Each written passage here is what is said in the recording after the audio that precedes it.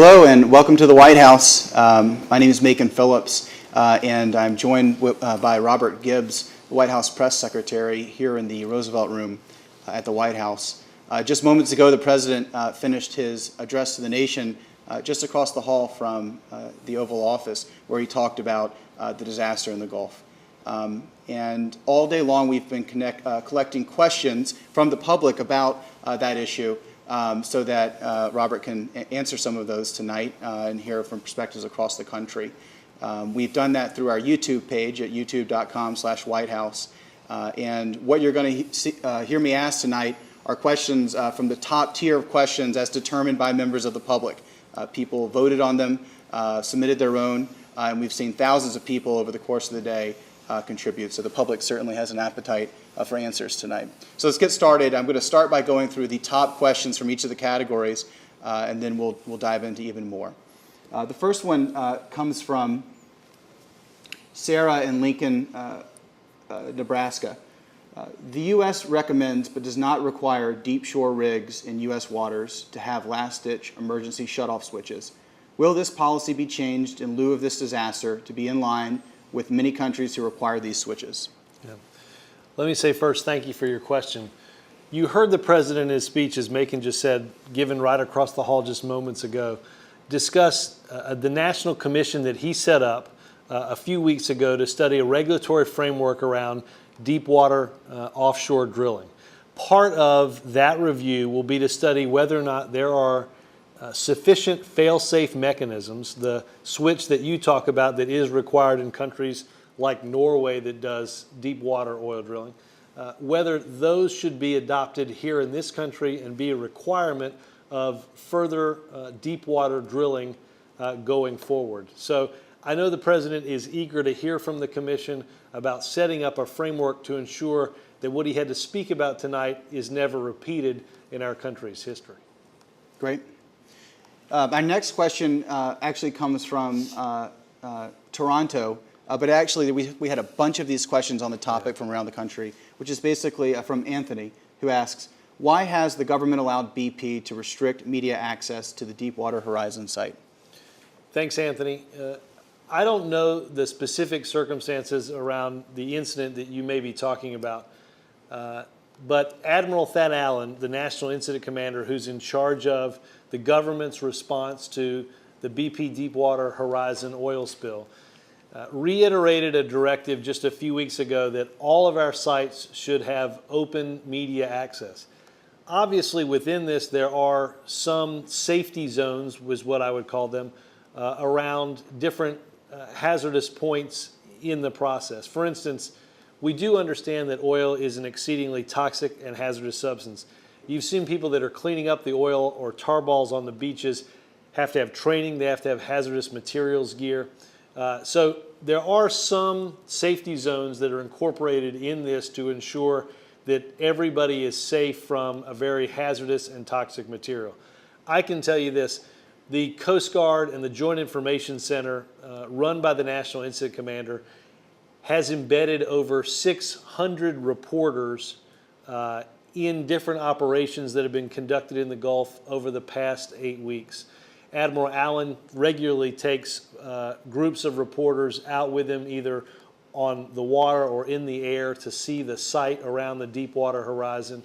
And overflights are permitted by the FAA 2 days a week in order to ensure that the media has the perspective they need to cover this disaster. I will assure you that this President takes the notion of media access and transparency very seriously.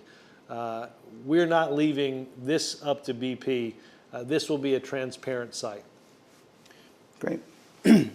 Our next question comes from Monica in Santa Monica, California, who asks, why haven't many super tankers been deployed to help vacuum up the oil already spilled? This method was successful in cleaning up 85% of the oil in the 1993 Saudi Gulf spill, according to former Shell President John Hofmeister. Yeah. Why not do it now? Well, I know this is something that the Coast Guard has looked into. Obviously, we're heading into the 8th week of our disaster and the response. I don't know the specific circumstances around the use of these different boats in the environment off of Saudi Arabia. But I know that each disaster site and its environment impacts the cleanup differently. That was true in Alaska for the Exxon Valdez, and it's definitely true in the Gulf. I can assure you that the Coast Guard has looked into different ways and different methods of dealing with the oil. We've already skimmed, burned, or absorbed millions of gallons of oil that have seeped from the Deepwater Horizon rig.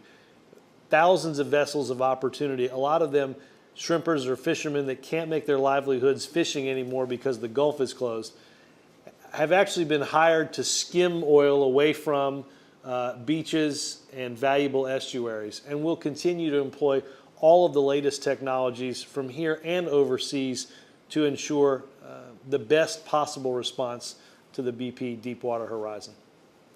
Okay. Our next question comes from Joe. Didn't give his location, but he asks, the Oil Spill Recovery Institute, established by Congress in response to the 1989 Exxon Valdez oil spill, receives over $300 million per year in funds to develop techniques, equipment, and materials for dealing with the oil spills. Where did this money go? That's a good question, Joe. I am not familiar with that institute, but I can tell you this. One of the things that this president again has said is we need to understand and have a better regulatory structure around oil permitting. Each permitting plan has to have a disaster response plan. We now know that the disaster response plan for the BP Deepwater Horizon well was very insufficient. That's probably the understatement of the night, to deal with what's going on in the Gulf now. Just a few moments ago, you heard the president talk about his new nominee to oversee the regulatory structure that allows permitting for oil wells in this country. Michael Bromwich is a former inspector general and a former federal prosecutor, somebody who's made a career in reforming institutions. And probably more importantly than anything, he does not have a cozy relationship with the oil companies, something that has marked the permitting process at what was once known as MMS, or the Minerals Management Service. This president is committed to, once and for all, breaking the link between the oil industry and the regulators in government. We cannot and we will not going forward have the same people that cash the royalties checks be in charge of the safety inspections for rigs and for workers in the Gulf or anywhere off the coast of the United States. Okay. Our next question comes from Ren from Evergreen, Colorado, who asks, 22 countries have offered their assistance. Why have BP and the U.S. government refused their help? Why are trained volunteers being turned away, especially those trained to help with wildlife and marine mammals? Well, Ren, we have accepted help from countries all over the world and from, quite frankly, businesses, countries and businesses all over the world. We're using technology, we're using products from places like Denmark, Norway, the Netherlands. So we have asked for, and the world has responded in helping us.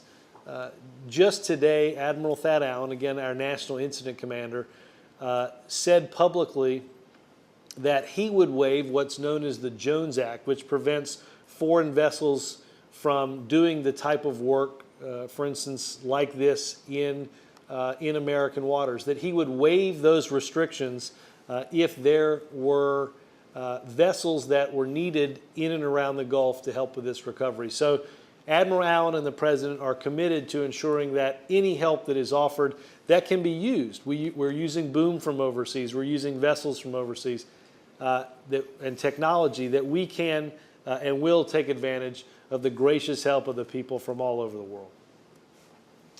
Okay, our next question is actually a video from John Hosevar. I hope I'm pronouncing that correctly.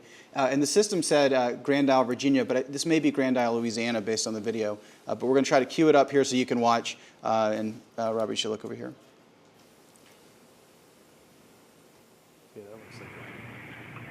Here at Grand Isle, Louisiana, we're seeing the true cost of our reliance on dangerous energy like oil in terms of oil birds, dead fish, and communities struggling to survive. We're not going to hear the truth today from the big oil company CEOs lying to Congress, but can we count on the president to tell the American people the truth? That the only way that we're going to avoid disasters like this in the future is to end our reliance on fossil fuels and to shift to a clean and renewable energy future.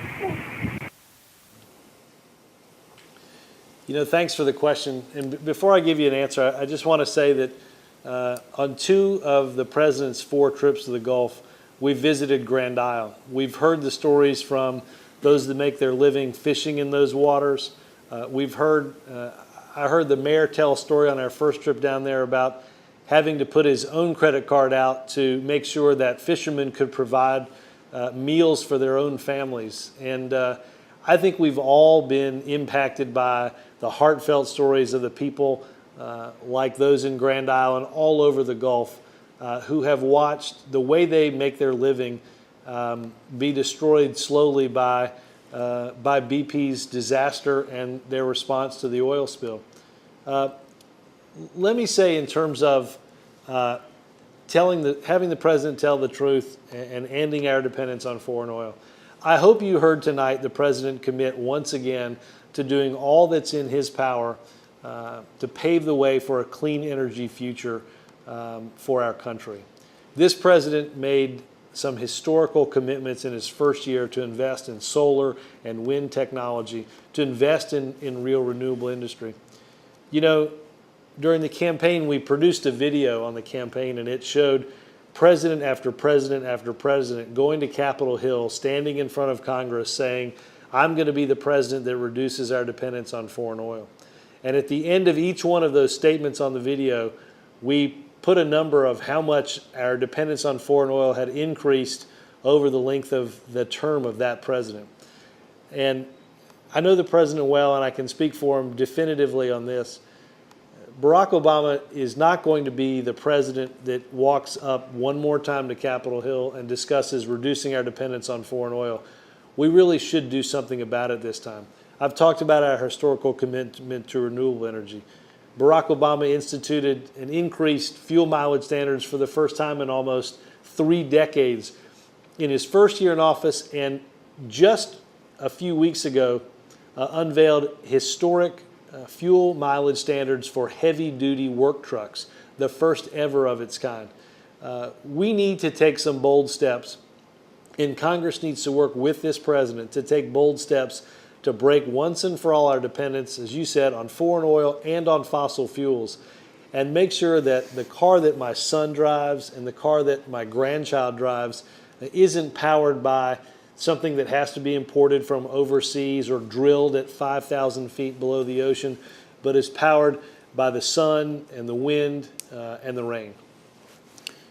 Okay, this next question jumped out from the system, and it, well, you mentioned your son, he mentions his, and you mentioned the campaign. You'll see why that's relevant. It's from Jack in Louisiana, who asks, I walked along an oil-soaked beach with my son yesterday. Do you have any idea how heartbreaking it is to see a 12-year-old boy pick up an oil-drenched fish and ask you, what is this?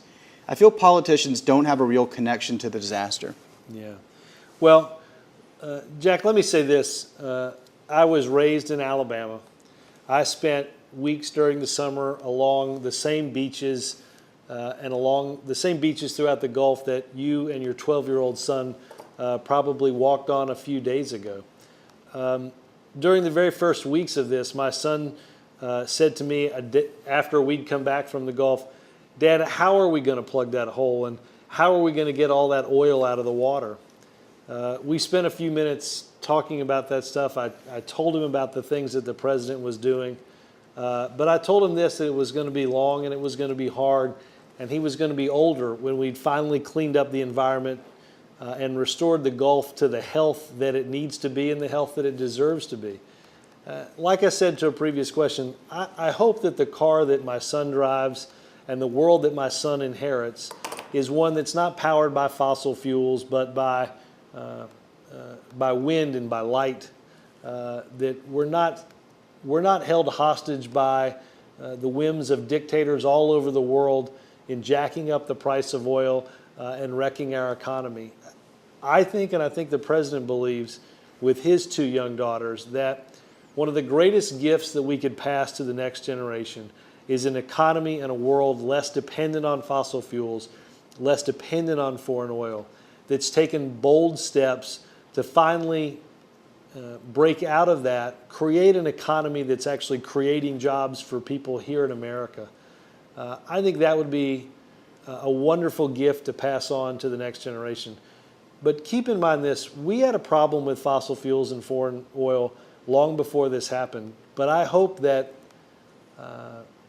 we look at the pictures of what's going on in the Gulf, to the animals, to the wildlife, to the environment, to the people, and rededicate ourselves to changing the way we live, changing the way we work, and taking the real bold steps necessary to reduce our dependence on fossil fuels. Okay, this next question comes from Doug Dorner from Swedesboro, New Jersey, who asks, are we going to inspect all of the well platforms in the Gulf to make sure they have all the required emergency equipment to contain this type of disaster so we not see this again? Yeah. Doug, it's a great question. The President and the Secretary of Interior ordered deep water inspections as soon as this accident happened. And as I said earlier, we've created a commission to study what happened and the type of regulatory structure that has to be in place going forward. I've heard the President sitting in this room with meetings, in meetings about the oil spill say that fail-safe had to mean something. It had to mean that what we were doing was safe and that the technology that we employed to ensure its safety didn't fail. I know he means it, and I know going forward we're going to have a real commitment to ensuring that that happens. Okay, we're going to queue up our next video. That one, let's pull that up again. That one comes from Jim from the mid-Florida Gulf Coast. It's a little long, but we'll get through it here.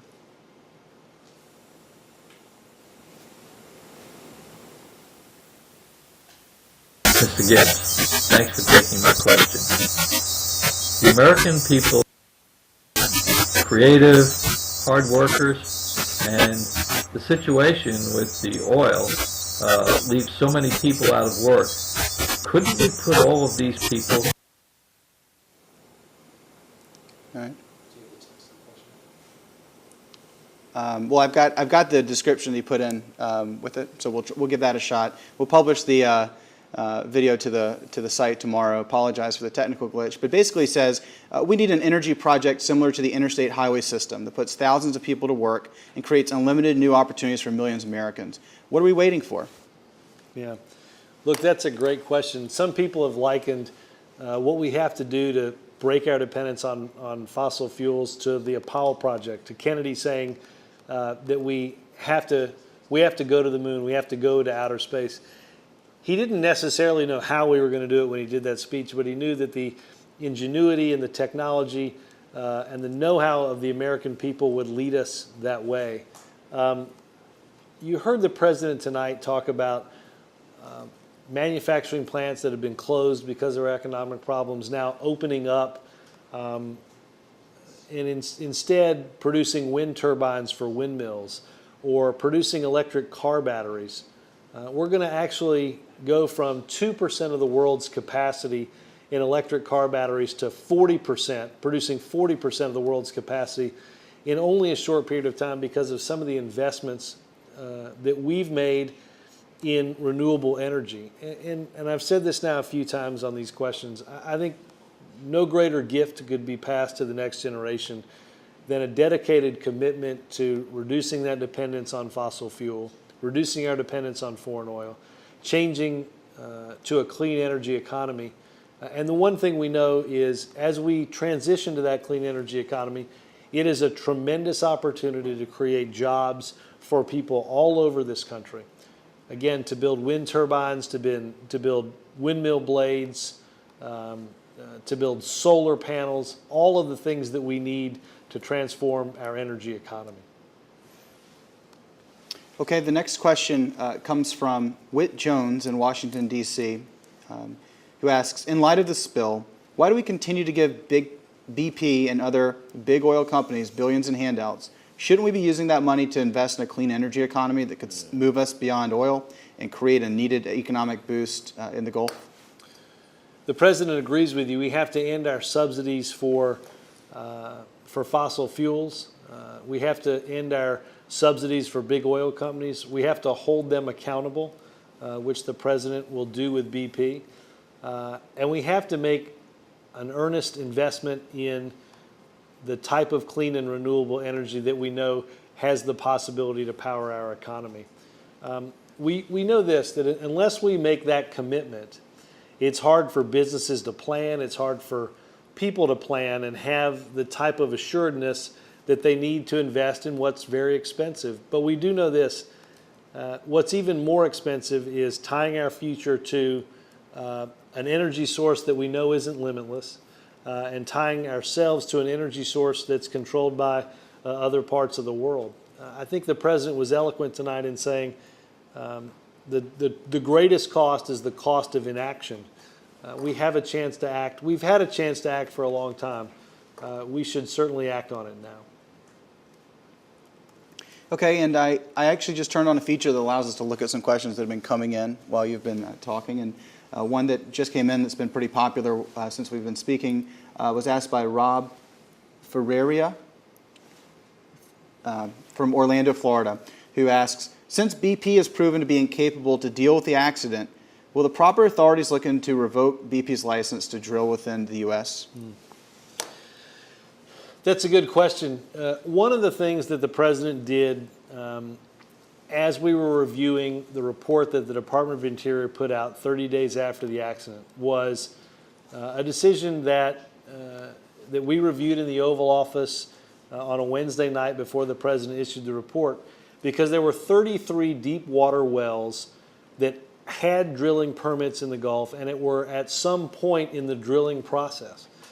But the president told us that because we don't know what caused this accident, that we can't afford to continue drilling those 33 wells without knowing what happened. The president didn't feel comfortable moving forward. Now, in Louisiana, that's caused some economic pain, and the president understands that. But at the same time, we can't take BP's word for it that they have safety procedures that are in place to ensure that what happened 57 and 58 days ago doesn't repeat itself now. So the president actually paused the drilling permits that were already in place and were already being drilled in order for us to take a look back at the types of safety procedures that we thought were necessary to have in place and to ensure that drilling was done safely. Okay, the next question comes from James in Cleveland, who asks, how many years do you think it will take for the Gulf to become normal after this spill? Do you have any plans to counter the long-term effects of this oil spill? Yeah, James, it's a good question. Obviously, we've got scientists from around the Gulf and around the nation that are looking at this even as we speak. We do know this, that for years, the environment in the Gulf has been declining. Whether it was natural disasters or man-made disasters like this, we've seen wetlands and marsh degraded, destroyed. So we've got our work cut out for us, and we had our work cut out for us before millions of gallons of oil leaked into the Gulf.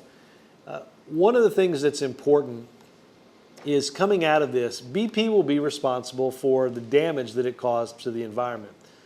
And what will happen is there will be what's called a natural resource damage assessment. After that assessment, a bill will be handed to BP for the money that they owe the American people for the damage caused in the Gulf. And you heard the president outline tonight by asking former Mississippi governor and current Secretary of the Navy, Governor Mabus, to begin the process of a long-term Gulf restoration plan to ensure that when those natural resource damage assessments come back, when the bill is given to BP and BP gives the taxpayers the money for the damage they caused, that we'll have a plan in place to spend that money on restoring the beauty, the vitality, and the gorgeous ecosystem that we all know as the Gulf of Mexico. Great. Well, that's all the questions we're going to take tonight, but we'll be answering some more tomorrow. We'll pull together some of the policy officials who have been working on this issue and try to pick off some more questions that were voted up. I want to take a moment and thank the good folks at YouTube, the CitizenTube team there, and Google for their help putting together the system that allowed thousands of people to submit questions and vote on them. It's certainly something we've enjoyed doing, and we look forward to doing again. So thanks, everyone, and have a good night. Thanks.